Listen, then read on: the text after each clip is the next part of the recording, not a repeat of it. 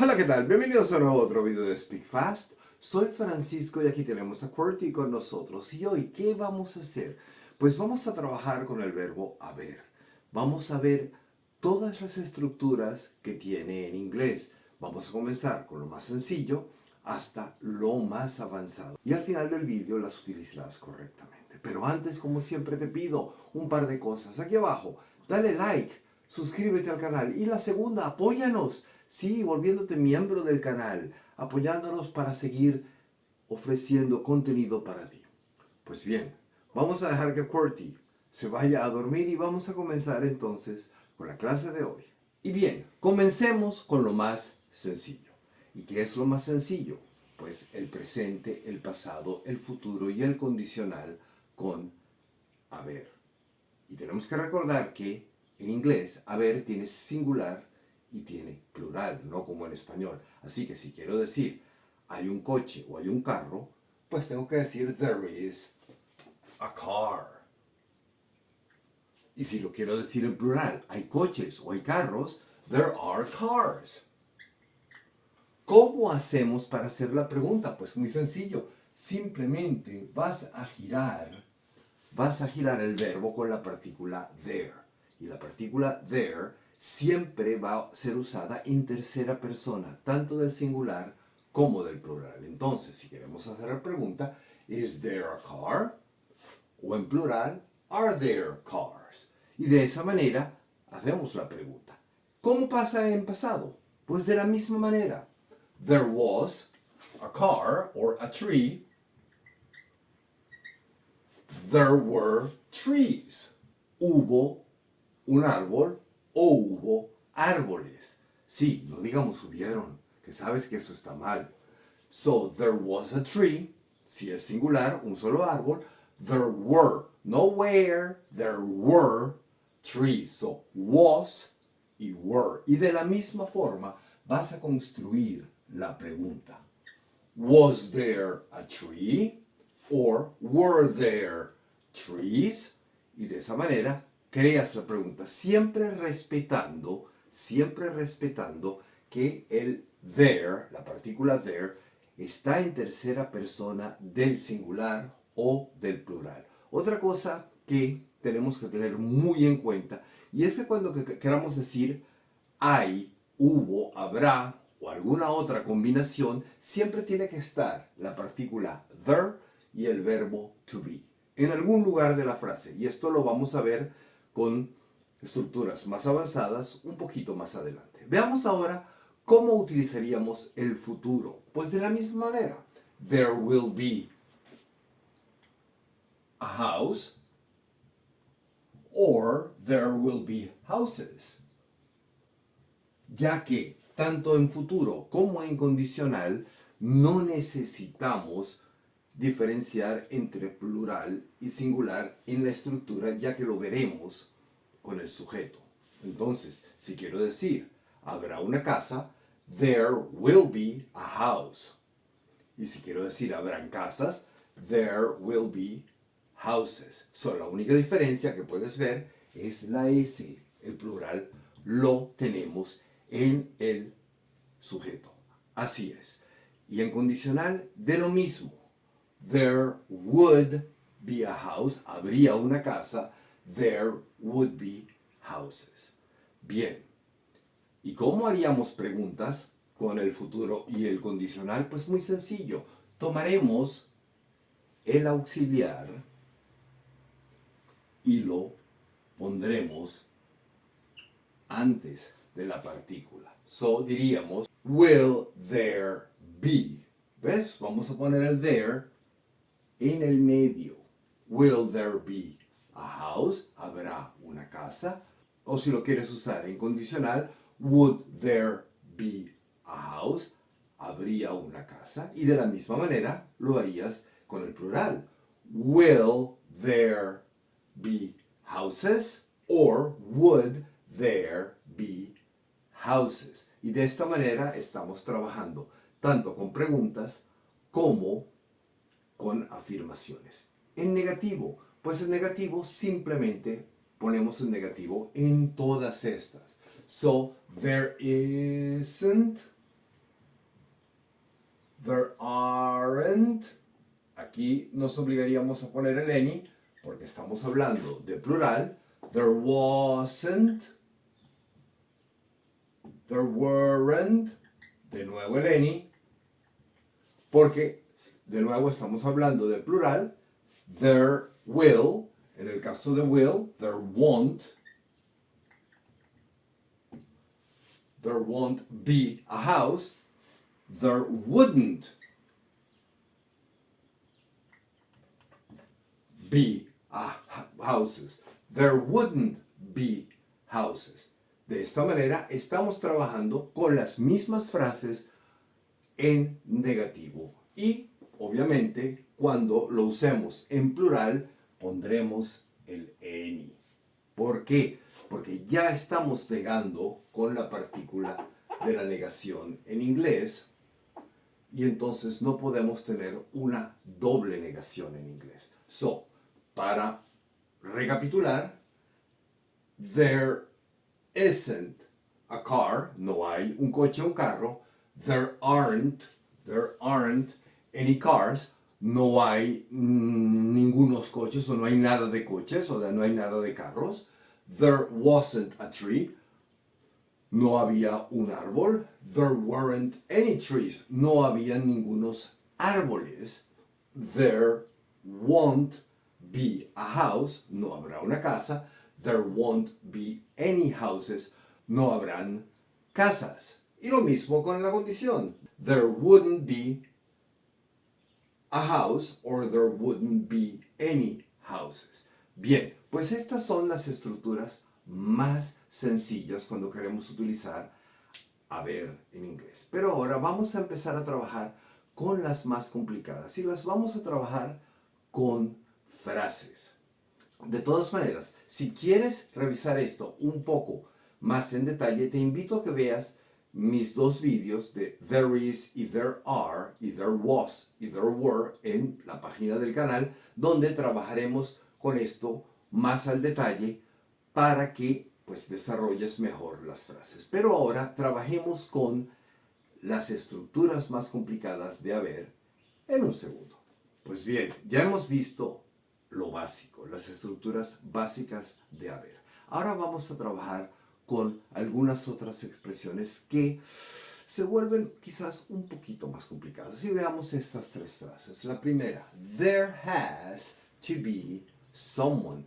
Tiene que haber alguien. There has to be someone. Sí, como ves, seguimos teniendo la partícula there y seguimos teniendo el verbo to be, el verbo ser o estar. Y esto es imprescindible para poder decir haber en cualquier construcción que necesites utilizar. ¿Y cómo haríamos la pregunta para esta respuesta? Pues muy sencillo. Does there have to be someone? ¿Tiene que haber alguien? Sí. ¿Por qué la hacemos de esta manera? Tenemos el verbo have. Tiene que haber. Tiene que haber. Es lo que hemos dicho. Así que tenemos que conjugar el verbo have utilizando su auxiliar. Y el auxiliar es does. Does, there, porque como también hemos dicho, la partícula there la vamos a utilizar siempre en tercera persona del singular o del plural. Does there have, ya que estamos usando el does, aquí tiene que ser have. Does there have, y aquí tenemos el verbo to be. Does there have to be someone? Tiene que haber alguien. Does there have to be someone? Tiene que haber alguien. ¿Y cómo lo contestarías en negativo? Sí, there doesn't have to be anyone. No tiene que haber nadie. ¿Qué hemos hecho? Seguimos utilizando la partícula there porque estamos respondiendo, así que tiene que ir al principio de la frase. El auxiliar, en negativo, there doesn't have. Como estamos utilizando el doesn't, pues el verbo, en lugar de ponerlo has, lo tenemos que poner have porque estamos usando el auxiliar, la partícula to be o el to be, y vamos a poner anyone. ¿Por qué anyone? Porque ya estamos negando. No podemos negar dos veces en inglés y no vamos a responder en afirmativo. Estamos respondiendo en negativo, entonces ponemos el anyone. There doesn't have to be anyone. No tiene que haber nadie. There doesn't have to be anyone. Veamos ahora en pasado qué sucede. There had to be a party. Tenía que haber una fiesta. There had to be a party. ¿Cómo hacemos la pregunta? De la misma manera. ¿Tenía que haber una fiesta? Sí. Did there have to be a party? ¿Por qué? Porque de nuevo el auxiliar en pasado del verbo have es did. Sabemos que el there es en tercera persona siempre y lo ponemos como si fuera un pronombre en tercera persona. Did there have? ¿Y por qué have? Porque estamos usando el did, ya estamos usando el pasado aquí, no tenemos que repetir el pasado acá. Cuando usas el auxiliar, el verbo va en presente. Did there have to be? Y aquí tenemos de nuevo el to be a party. Y en negativo, pues, there didn't have to be a party. Muy bien, pues ya sabemos utilizar con presente el tiene que haber o tenía que haber en pasado. Pues bien, ya lo sabemos usar en presente y en pasado. ¿Y cómo utilizarías entonces el there will have to be en futuro? Pues de esa manera. There will have to be a party. Tendrá que haber una fiesta. Y la pregunta, giramos. Will there have to be a party? ¿Tendrá que haber una fiesta? En pregunta. Y en negativo, de la misma manera. El will lo pasamos a won't. There won't have to be a party. Muy bien, vamos a ver ahora la tercera frase. There seems to be a problem. Parece que hay un problema. Yeah, there seems to be a problem. Yes, parece que hay un problema. De nuevo, estamos utilizando haber, pero estamos utilizando el verbo seem también. Estamos utilizando dos estructuras. ¿Cómo vamos a reflejar esto? Pues de una manera muy sencilla. De nuevo, tenemos la partícula there, que es imprescindible. Tenemos el verbo to be y el verbo que queremos utilizar, que lo ponemos en el medio. There seems to be a problem. Parece que hay un problema. La pregunta, igual que aquí, y en lugar de poner el have, cambiamos ese have por seem. Does there seem to be problem? Parece que hay un problema. Does there seem to be a problem? Y hacemos lo mismo. Fíjate, does there have to be? Does there seem to be? El auxiliar, el verbo que estamos empleando, la partícula there y el to be. Siempre there and be. En todas las estructuras la podrás ver y la encontrarás. Y si quieres decir o quieres responder a esta en negativo, does there seem to be a problem? Pues simplemente, there doesn't seem to be a problem. No parece que haya un problema. O no parece que hay un problema. There doesn't seem to be a problem. Simplemente, en lugar de poner seems, que está conjugado en tercera persona, al tener el auxiliar, le quitamos la S. Así de sencillo. Pues bien, ya hemos visto con have to be and seems to be.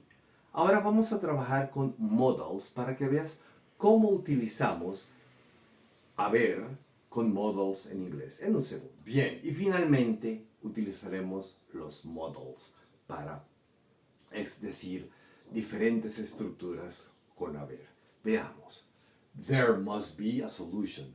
Debe haber una solución. There should be a solution. Debería haber una solución. There might be a solution. Quizás haya una solución.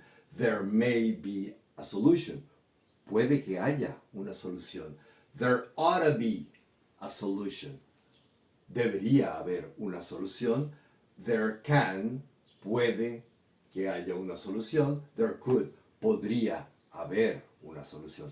Como ves, simplemente respetamos la estructura. There and be.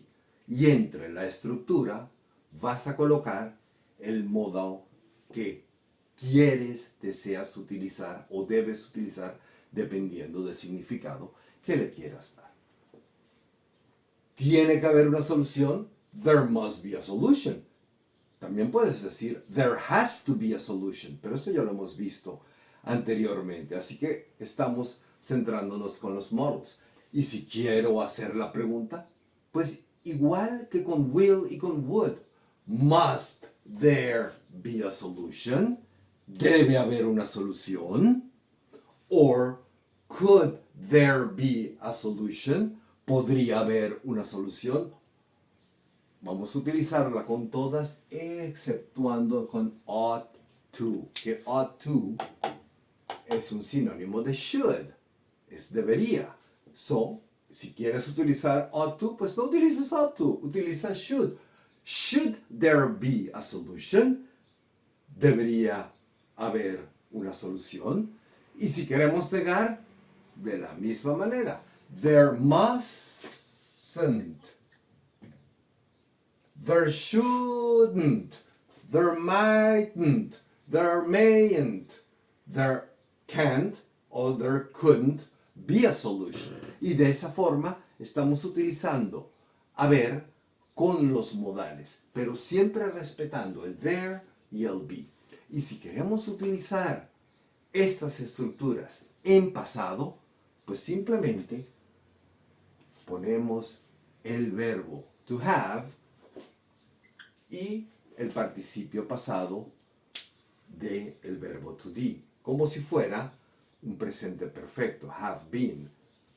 There must have been a solution.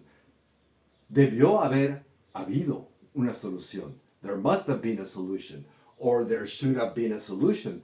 Debería haber habido una solución. Simplemente, fíjate que seguimos utilizando el verbo to be y la partícula there. Y simplemente estamos poniendo el verbo have para utilizar los modals en pasado.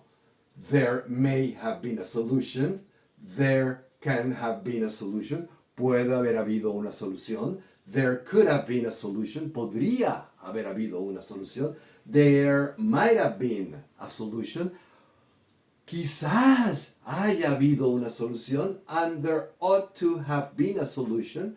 Que como hemos dicho, es igual que should. Debería haber habido una solución. Y para hacer preguntas, de la misma manera, lo rotamos, ponemos el modo al principio, ponemos la partícula there y seguimos con la estructura. Como puedes ver, esto es un Lego y en inglés lo debes manejar de esa manera, respetando las estructuras. No cambies nada y te va a funcionar correctamente. ¿Quieres decirlo en pasado? Pones la partícula have.